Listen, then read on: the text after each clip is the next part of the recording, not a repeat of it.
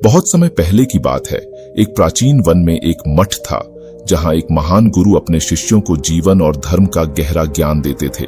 उनके ज्ञान और समझदारी के कारण दूर दूर से लोग उनसे शिक्षा लेने आते थे। उनके शिष्यों में एक अत्यंत बुद्धिमान और आज्ञाकारी शिष्य भी था, जिसका नाम अनिरुद्ध था।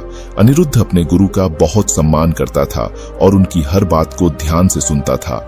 एक दिन गुरु ने सभी शिष्यों को बुलाकर एक विशेष पाठ देने का निश्चय किया। गुरु ने एक रहस्यमयी आवाज में कहा, कल हम एक नया सबक सीखेंगे, सुबह ही सब तैयार रहना। सभी शिष्य उत्साहित थे, परंतु उन्हें नहीं पता था कि गुरु का इरादा क्या है। अगली सुबह गुरु ने एक विशेष मार्ग से सभी शिष्यों को चलने के लिए कहा और अनिरुद्ध को अलग से बुलाकर धीरे से कहा, बेटा अनिरुद्ध, मुझे कुछ चीजें बाजार से लानी है, ये सूची लो और जाकर सामान ले आओ। अनिरुद्ध ने खुशी खुशी गुरु की आज्ञा मानी और शहर की ओर चल पड़ा। शहर में सामान लेने के बाद जब अनिरुद्ध मठ की ओर लौट रहा था, तभी रास्ते में उसे एक भिक्षुक मिला। वह भिक्षुक बोला, बेटा, मैं कई दिनों से भूखा हूं, कृपया मदद करो। अनिरुद्ध को उस भिक्षुक पर दया आई।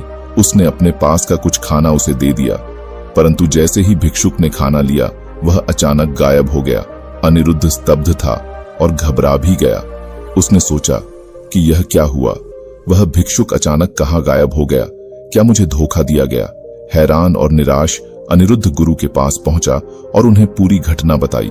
गुरु ने मुस्कुराते हुए उसकी बात सुनी और फिर शांत स्वर में बोले, बेटा अनिरुद्ध, तुमने किसी की सहायता की और यह एक महान कर्म है। यदि भिक्षुक ने तुम्हारा विश्वास तोड़ा तो यह उसके कर्मों का हिस्सा है, परंतु तुम्हारे भीतर करुणा और दया का भाव था। यह अनुभव तुम्हें समझाने के लिए था कि हम दुनिया में सभी पर भरोसा कर सकते हैं, लेकिन यह भी मानना चाहिए कि किसी भी व्यक्ति का आचरण हमारे नियंत्रण में नहीं है। अनिरुद्ध ने पूछा, गुरुजी, क्या हमें विश्वास करना छोड़ देना चाहिए? गुरु ने उत्तर दिया, नहीं बेटा, हमें हर व्यक्ति में अच्छाई देखने का प्रयास करना चाहिए, लेकिन साथ ही साथ किसी भी परिणाम को स्वीकार करने के लिए तैयार भी रहना चाहिए।